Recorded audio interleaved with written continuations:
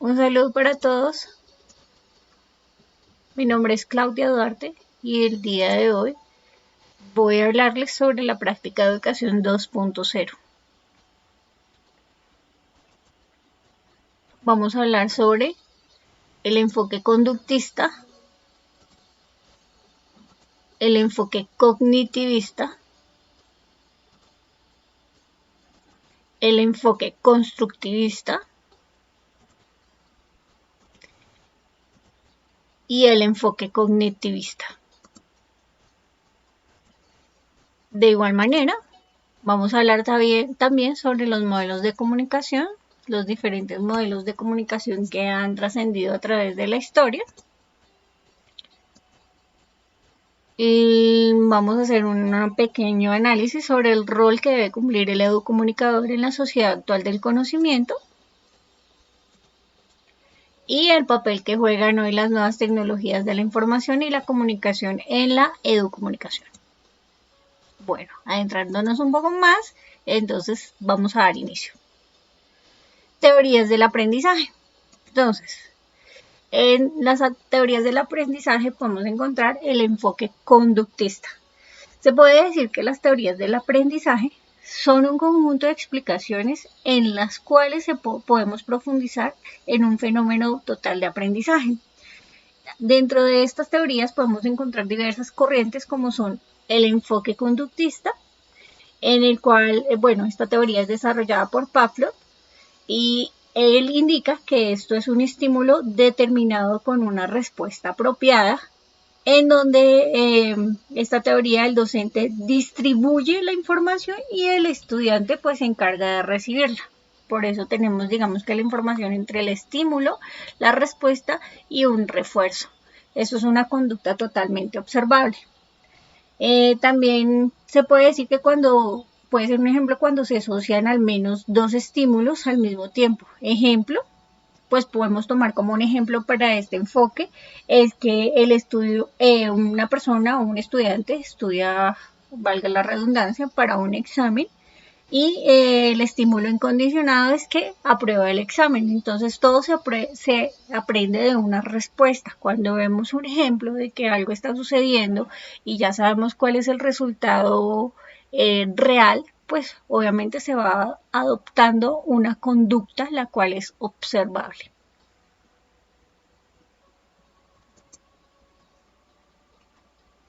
Bueno, vamos con el enfoque cognitivista. El enfoque cognitivista es desarrollado escrito por Jean Piaget. Él considera que el aprendizaje es como una adquisición, modificación de estructuras y conocimientos. También utiliza una metáfora de la mente la toma como si la mente fuera un ordenador donde entra la información, se procesa y luego se lleva a ciertos resultados en la conducta a través de nuestros sentidos. Un ejemplo acá podría ser que una persona que aprende a conducir, lo que primero hace es reconocer todas las partes, obviamente, de un carro, ver mediante el ejemplo cómo funciona cada una y observar detenidamente el proceso que lleva para aprender un carro y aprender a conducirlo. De esta forma, él procesa la información y llega a la práctica por sí solo.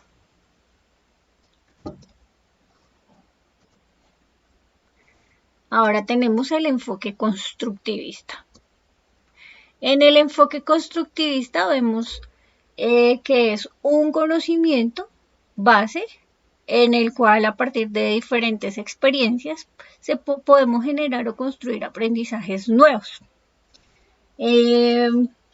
Aquí lo que vemos es el comportamiento. Todo es el comportamiento, interviene el comportamiento del individuo y el ambiente. Obviamente también los medios, tenemos la observación, el mensaje y la reciprocidad. Entonces, un ejemplo es que el docente puede explicar qué servicios presta la herramienta de Powtoon, por ejemplo, pero el estudiante, una vez obtenido el conocimiento, decide investigar más sobre la herramienta y descubre mil servicios y funcionalidades de la herramienta que las va aplicando en su proceso académico. O sea, adicional de que recibe cierta información o cierto conocimiento, él construye por sí solo de acuerdo a la investigación, nuevos métodos, nuevos ejercicios y nuevas dinámicas que pueda desarrollar dentro de la misma herramienta. No se queda solamente con lo que le presentan en la enseñanza. El enfoque cognitivista. Este es desarrollado por George Siemens. Aquí el aprendizaje surge en el interior de un sujeto y de un mundo interconectado. Esta formación es de conexiones en una red. El conocimiento también debe ser aplicado.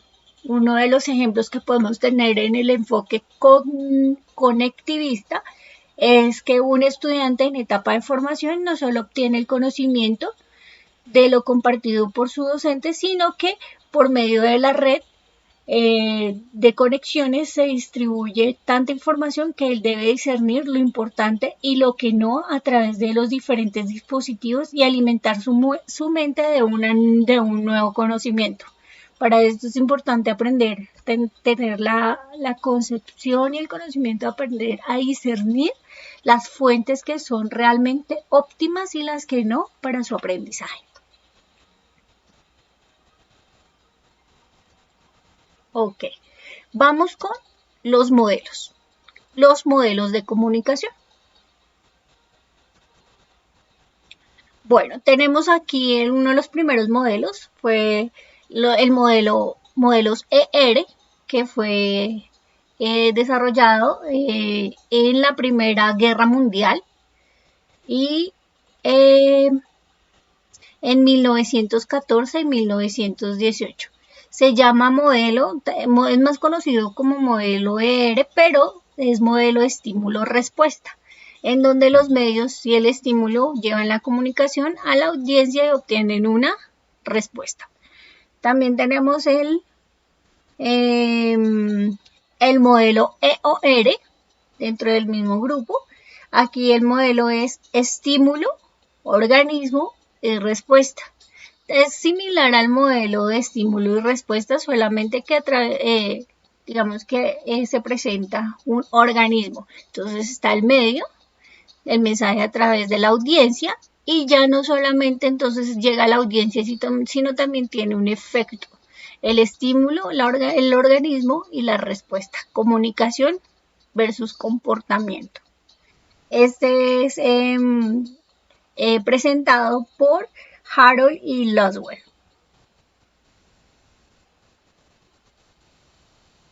Bueno, luego tenemos el modelo de Harold Laswell más desarrollado. Entonces acá los modelos lineales, él presenta un modelo lineal de encuadernación de 5 preguntas, donde quién es el emisor, donde dice qué es el mensaje, donde por cuál canal es el medio usado, donde a quién es el receptor y posteriormente y finalmente con qué efecto es el impacto o el resultado.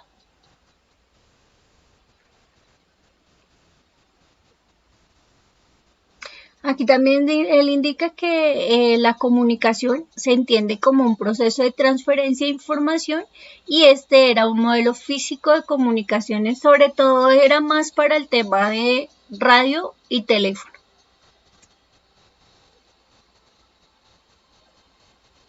Modelo de Shannon y Weaver. Bueno, ellos nos presentan este modelo con el fin de estudiar la cantidad de información en un mensaje medio en un sistema binario o byte asociado a la velocidad de la transmisión del mensaje. Entonces ya todo lo vemos, o sea, ellos lo medían más en el tema de tecnológico. Utilizaban donde la fuente era el emisor inicial, el transmisor, las señales o los códigos en el caso de la red o el televisor, la televisión, donde el canal era el medio técnico, donde el receptor era el técnico a quien se decodificaba el mensaje O sea, no es el mensaje directo, sino va como es la transformación y la codificación del mensaje, donde el destinatario era el verdadero receptor y donde el ruido es el perturbador que habitaba en la señal durante la transmisión. Quiere decir que pronto puede ser entonces la línea que tú escuchas cuando llega un fax, cuando está emitiendo una noticia, cuando hay un ruido de fondo en el computador, en la lectura de un CD, en la lectura de una USB, hace siempre un ruido perturbador que es el ruido de la señal misma.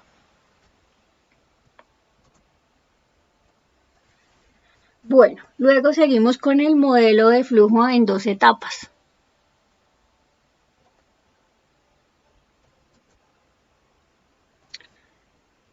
Entonces allí intentan formar la teoría de la comunicación.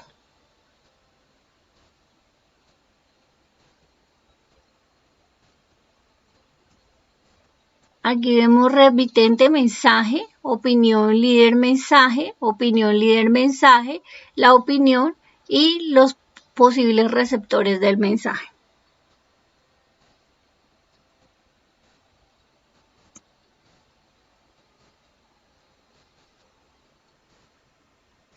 Modelo Riley-Riley.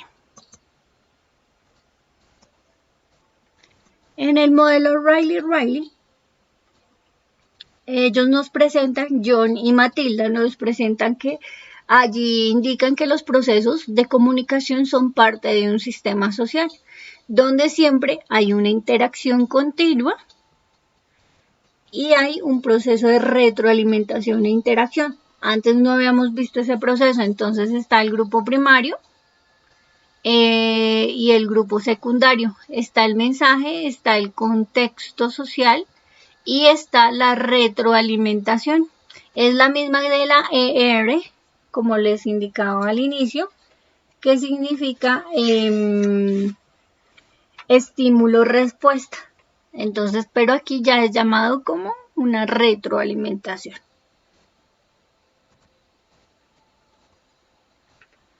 Bueno, seguimos con el modelo de Maletsky.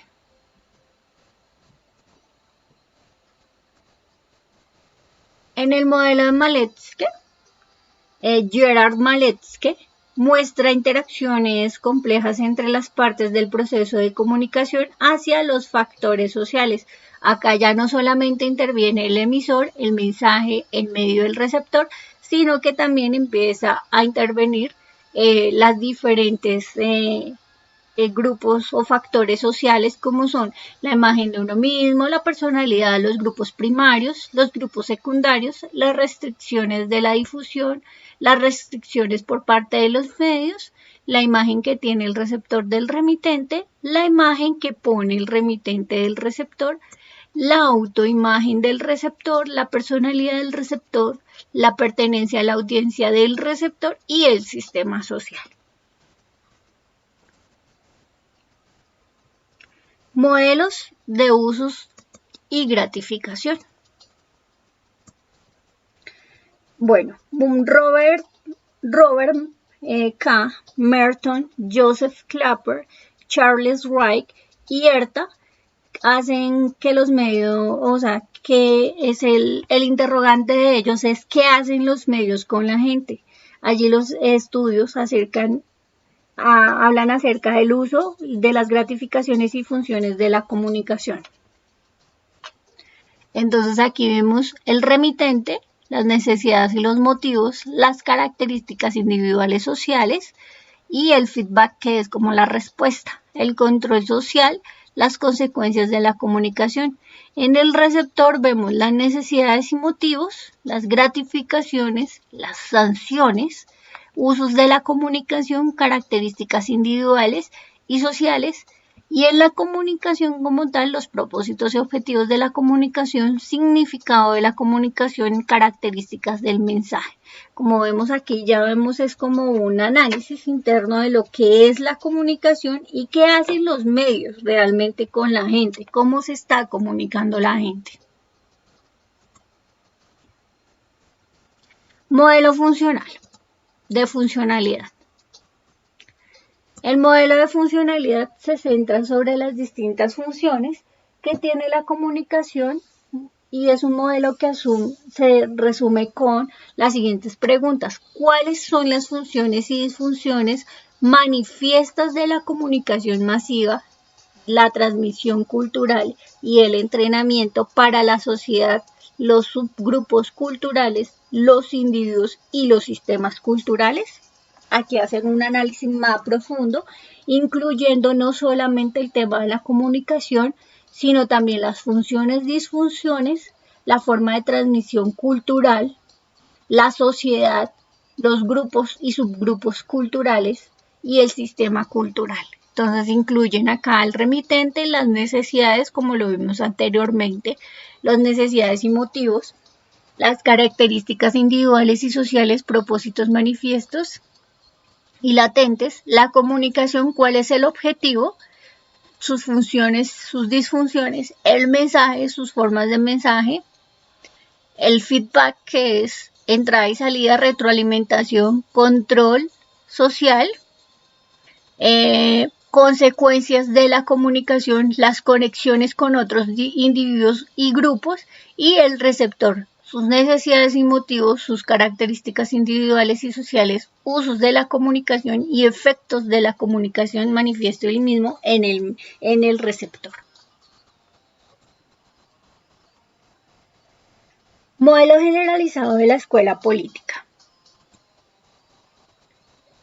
Bueno, aquí ellos, que son Ebert, Schiller, Silberman y Kruger, Armand Mattelart, entre otros, ponen el énfasis sobre las consecuencias de la comunicación en la sociedad y surge como una postura crítica, valores de la sociedad, lucha de clases, etc. Su objetivo es más normativo y es hacer que la gente sea consciente de su sufrimiento, necesidades e intereses. Entra como un control del poder. Entonces es como es más normativo, entonces el remitente y el emisor, los valores, la ideología, la política del emisor, los propósitos, manifiestos y latentes del emisor, cosmovisión general de la realidad manifiesta y latente del emisor. Aquí la comunicación de marcas, valores, ideología, política, de la dirección y del personal de los medios de comunicación, intervienen también los propósitos manifiestos y latentes y en el receptor, que es como la propiedad del medio, valores e ideología política del receptor, qué efectos manifiestos latentes en el receptor y la cosmovisión general de la realidad manifiesta y latente del receptor. Sistema político, hay un control social y unas instituciones sociales.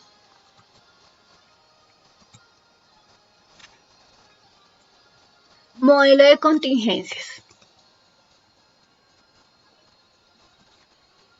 En el modelo de contingencias nos presenta Eduardo Galeano. La comunicación es un sistema del proceso de información y está sometido a limitaciones y obstáculos internos o externos. Entonces, de igual manera, intervienen los sistemas de comunicación, el emisor, el receptor, las limitaciones internas fijas, las limitaciones de contingencia, los recursos, normas sociales y grupos, el entorno físico-social, los recursos de la sociedad, el entorno físico, las otras comunicaciones y cambios en los usos del tiempo, culturales, actitudes, comportamientos, materiales, relaciones interpersonales, relaciones con los objetos, sanciones físico-sociales, normas sociales, instituciones, creencias. Entonces ya empezamos a incluir muchas más cosas en el tema de la comunicación. Logramos ver los efectos logrados por la comunicación, las formas diferentes de cotejo, control social e investigación y el propósito y efecto intentado por la comunicación.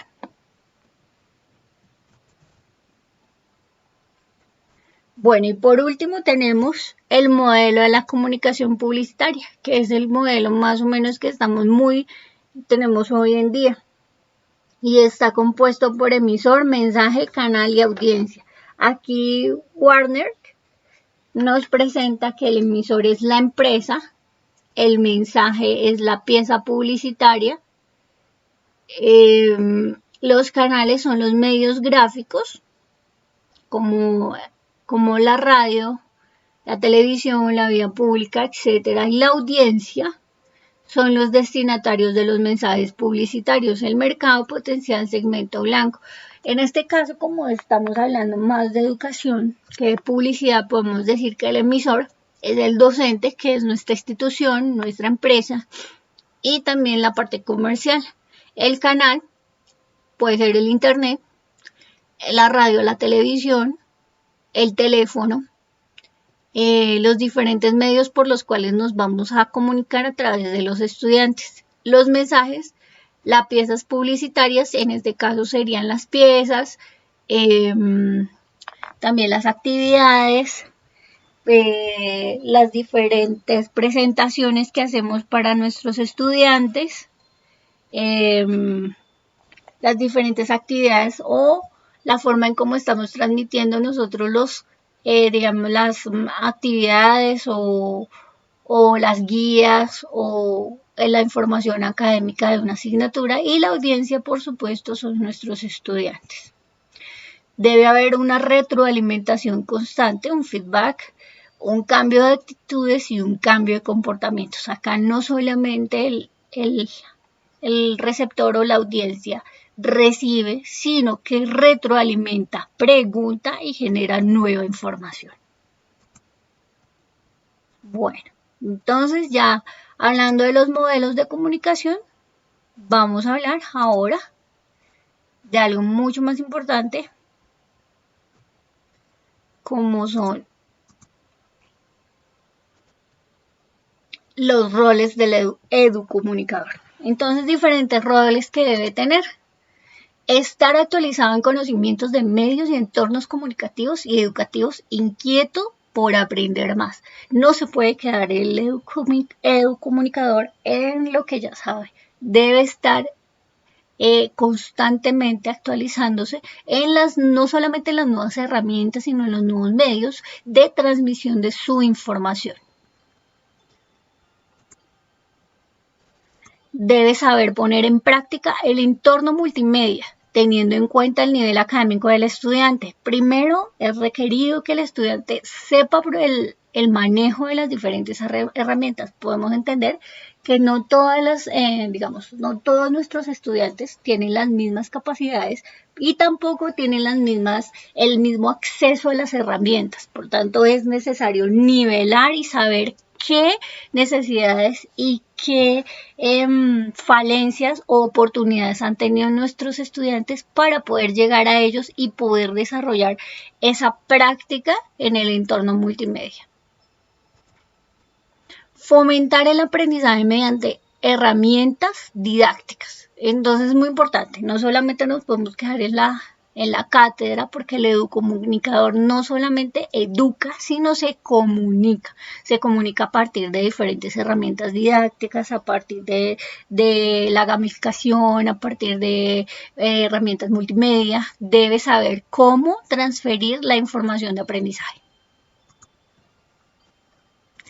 Ser líder y creativo, capaz de romper los paradigmas de la enseñanza tradicional. No puede continuar con el envío de actividades, el envío de lecturas, el envío de evaluaciones, sino que debe crear espacios creativos con sus estudiantes, donde ellos puedan retroalimentar, donde puedan preguntar, donde puedan en sí formarse de una manera recíproca, con un feedback, que ellos puedan desarrollar nuevos conocimientos, que puedan adquirir nueva información, que se pueda retroalimentar entre ellos mismos, donde puedan crear nuevos modelos de educación y adicional puedan participar en ese aprendizaje, enseñanza. Fomentar el análisis de la información hallada en las diversas fuentes, la investigación y la generación de nuevo conocimiento. No sesgarlos a que solo lean, a que solo miren, a que solo participen en lo que se les está indicando, sino que también abrirles las puertas para que ellos sean capaces de discernir en diferentes informaciones, fuentes, redes, no solamente las redes académicas, sino las redes sociales, las multimedias, que sean capaces de investigar, de hallar canales, de traer nuevas herramientas a la clase. Fomentar una comunicación bidireccional con una educación abierta, dispuesta al aprovechamiento de las diversas herramientas. Bidireccional quiere decir que está de entrada y salida. Y la educación abierta es una educación fuera de barreras, no es una educación sesgada, es una educación que le da la posibilidad al estudiante no solamente de ser estudiante, sino de ser una persona participativa, que sea una persona que vaya formando su carácter también de educador, así no esté estudiando para lo mismo, pero que sea capaz de evaluar por sí mismo la información que está recibiendo, que sea capaz de concebir, de discernir si realmente lo que está recibiendo puede aportarlo en su vida diaria, puede formarlo, está llenando sus expectativas académicas.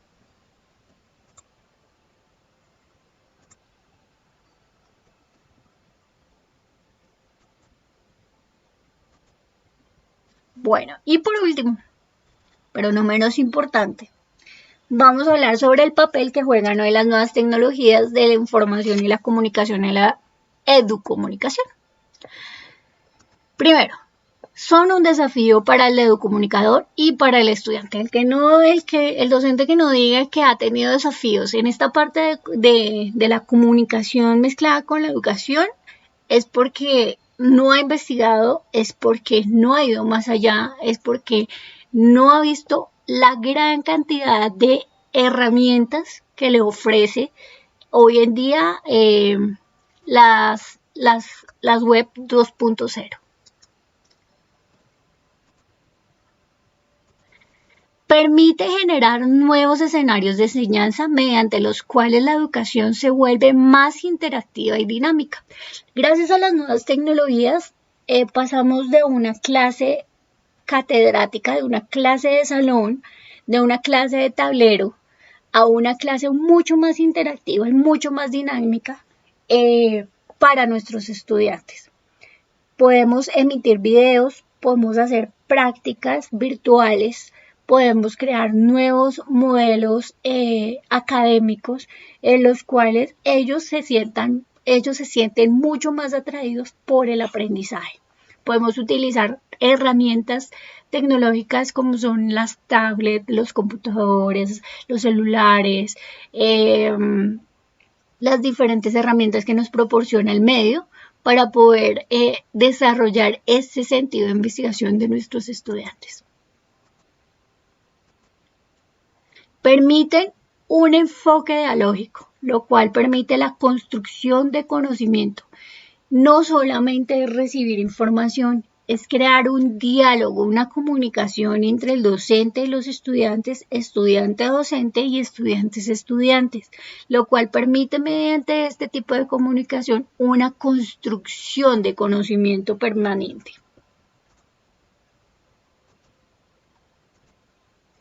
Dan la posibilidad de tener un aprendizaje social e investigación sobre la práctica.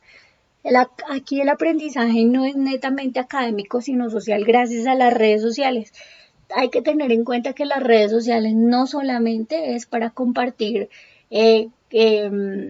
contenido netamente publicitario o contenido de memes o historias de vida, sino que también podemos utilizar estas redes sociales para el ámbito académico en el cual puedan ingresar diferentes personas de diferentes países y poder, digamos, ir a investigar, haciendo una investigación o una práctica sobre algún tema determinado.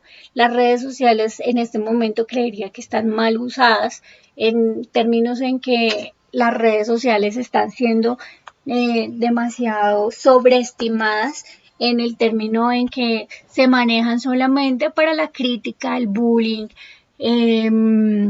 mensajes personales, memes, pero realmente no estamos compartiendo un contenido de investigación y aprendizaje social.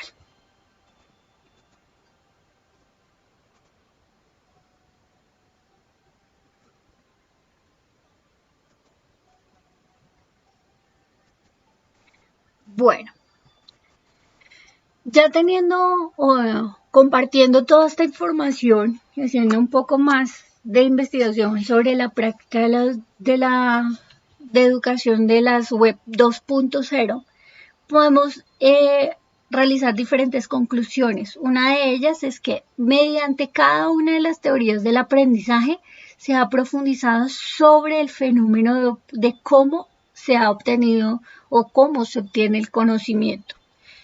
Que los modelos de educación permiten la comprensión de lo que es y ha sido la comunicación desde la perspectiva teórica. Que los educomunicadores son los guías dinámicos en la exploración de nuevas tecnologías. Que en toda comunicación hay un emisor, un mensaje, un canal, un receptor. Solo depende de los modelos de comunicación y el tipo de efectividad que se requiera al momento de comunicarnos. Y que las nuevas tecnologías nos proporcionan un sinfín, un sinnúmero de fuentes. Por tanto, se debe estar formando en el buen uso y las buenas prácticas y la buena consulta de las mismas. Agradezco su atención, agradezco su colaboración y estar en este espacio para transmitir toda la información. Hasta una próxima oportunidad. Muchas gracias.